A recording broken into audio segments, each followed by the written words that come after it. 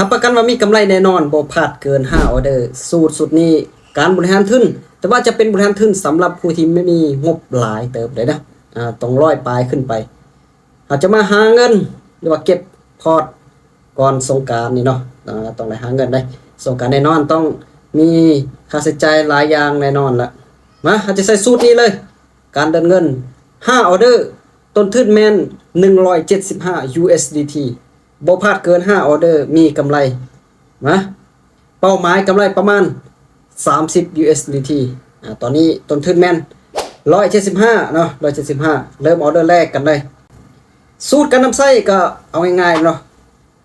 MACD ออเดอร์แรกเริ่มต้นที่5 USDT เนาะ5 USDT ออเดอร์แรกขายลงทันทีออเดอร์แรกเนาะใส่สูตรง่ายๆเลยเนาะใส่สูตรง่ายๆบริหารทุนง่ายๆบ่ยากปานใดใส่สูตรการบริหารทุน5ออเดอร์เนาะ5ออเดอร์ถ้าบ่พลาดกัน5ออเดอร์ก็มีกำไรแน่นอนละกลับขึ้นไปซ้ำเนาะกลับขึ้นไปซ้ำ เอาแล้วแรกก็จะบุมหันเนาะบริทีโอ้สลับซะเนาะ MACD กับขนานกันลงเนาะแต่ว่ามันสลับขาวสลับขาวบ่เป็นหยังถ้าว่าพลาด5เหรียญก็จะได้เพิ่มบริหารทุนขึ้นไป10เหรียญเนาะโอ้พลาดไปเลยเอาได้นี่บ่เป็นหยังเนาะเอาเรื่องแรกถ้าบ่พลาดเกิน5ออเดอร์จังได๋ก็มีกำไรเนาะเอาเรื่องแรกพลาดไปออเดอร์ที่2 10เหรียญอุ้ยสตาร์ทขึ้นเนาะจะตัดขึ้น MACD เนี่ยสตาร์ทขึ้น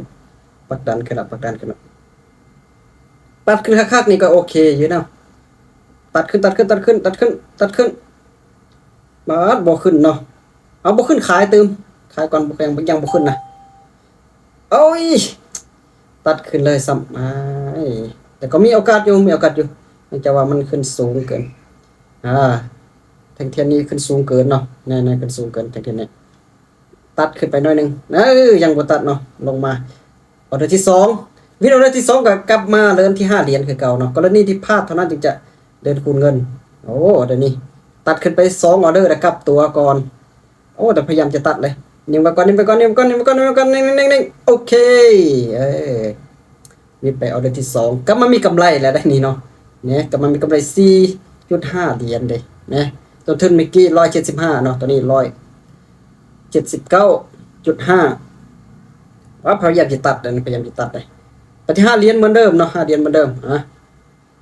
เริ่มต้นที่5เหรียญถ้าวินจะกลับมาเริ่มต้น5เหรียญเนาะถ้าพลาดจังจะโอนเงินมาตัดขึ้นไปแล้วตอนนี้ซื้อขึ้นไปทันทีเปิดสังเกต MACD ตัวนี้เนาะตัดขึ้นไปแบบนี้นะตัดขึ้นไปโอ้เฮียจิตลงมาเติมซ้ำตัดขึ้นไปน้อยนึงท่านเนาะไม่ยังตัดบดีปานใดนะยังพันกันอยู่นี่ลงมาออเดอร์ที่3ซะเนาะจิพลาดออเดอร์ที่2อีกแล้วบ่เป็นหยังพลาดนำออเดอร์นี่ก็ยังถือว่ายังอยู่ทึนอยู่นี่จะกำลังจะตัดกันขึ้นเนาะนี่แท้ให้มันตัดดีๆก่อนนะขึ้นไปจวดขึ้นไป2 1วินโอ้โหตบมือสมเสยให้เนาะเมื่อกี้ลงมาพี่นี่เนาะขับปรับปึ๊บขึ้นเลยถือว่าสุดยอดเลยเนาะสุดยอดเลยออเดอร์นี่ตามเทคนิคไปเลยเนาะตัดขึ้นไปตอนนี้ก็มีกำไรหลายเลยกำไรก็มาที่จะเป็นเหรียญละไปที่5เหรียญเหมือนเดิมมา5เหรียญคือเก่า5เหรียญคือเก่าลงมาเทลงมาอีกเนาะมาเทลงมานี่ขายแต่มันก็เสี่ยงอยู่เนาะนี่จะว่าตอนนี้มันติดแนวรับตัวนี้เนาะยังติดแนวรับอยู่กันอย่างนี้มันจะพักตัวน้อยนึงเด้เนาะแต่เขาตาม MACD นี่ค่อนข้างว่าตัดลงขนาดลงออเดอร์ที่2นะที่ติดแนวรับตัวนี้เนาะติดแนวรับกลับขึ้นไปเลยแล้วมันจงใส่ในนึงเนาะจงใส่ในนึงลงมาแล้วอย่ากลับขึ้นไปซ้ำลงกันแดงหน่อยกระแดงเสมอซ้ำเนาะเสมอซ้ำในเดียวเนาะในเดียวจิปิดปลายไส้ให้แน่บ่เฮ็ดนะบ่เป็นหยังไปที่5เหรียญมาเด้อ5เหรียญคือเก่า5เหรียญเอาตามบทเรียนเลยเนาะตามบทเรียนเลยเป็นอันนี้แล้วมันค่อนข้างว่ายากนะตัดขึ้นตัดลงอันนี้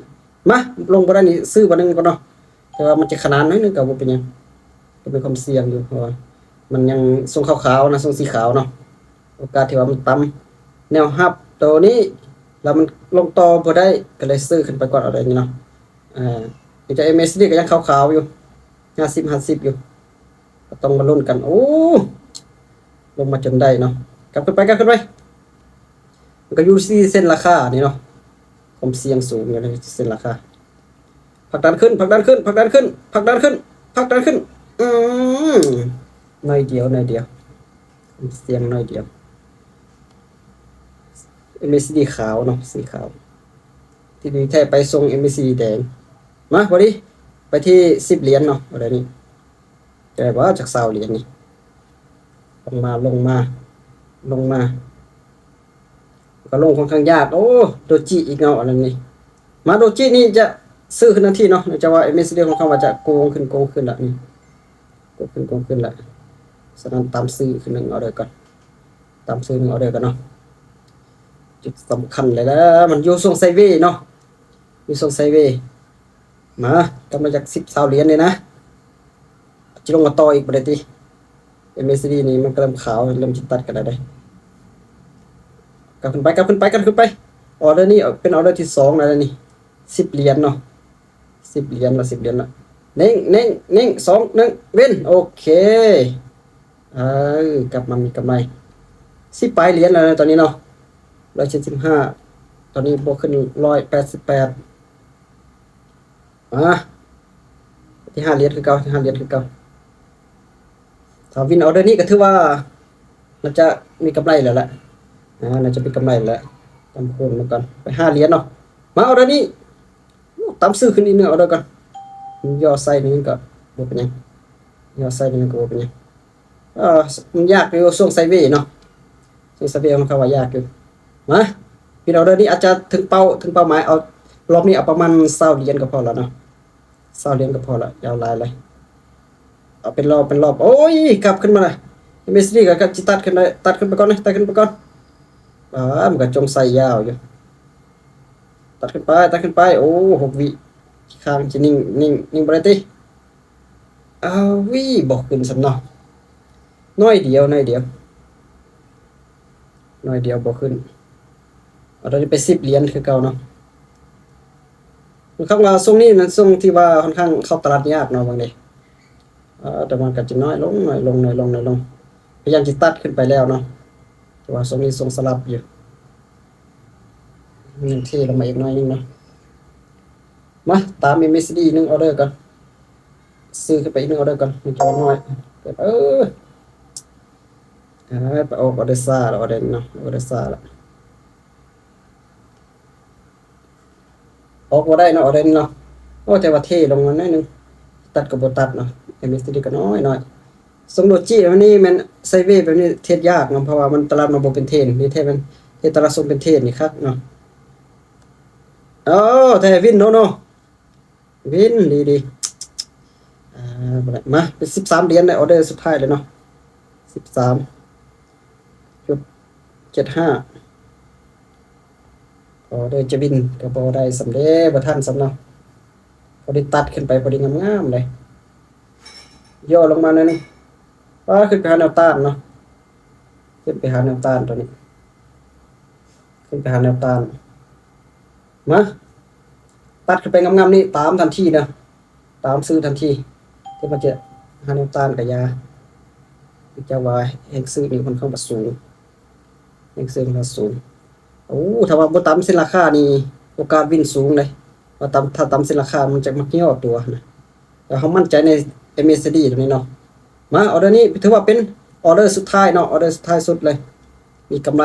แน่นอนละน่าจะวินละเว้นตามเป้าหมาย2 1สวยโอเคมีกำไรสวยเนาะ196196เนาะลบ175กำไร21เหรียญเนาะตามเป้าเลยเนี่ยนะการลงทุนมีความเสี่ยงเนาะต้องศึกษาให้ดีก่อนลงทุนอันนี้ถือว่าเป็นสูตรการบริหารทุนเนาะแล้วพบกันใหม่ใน EP ต่อไปเด้อ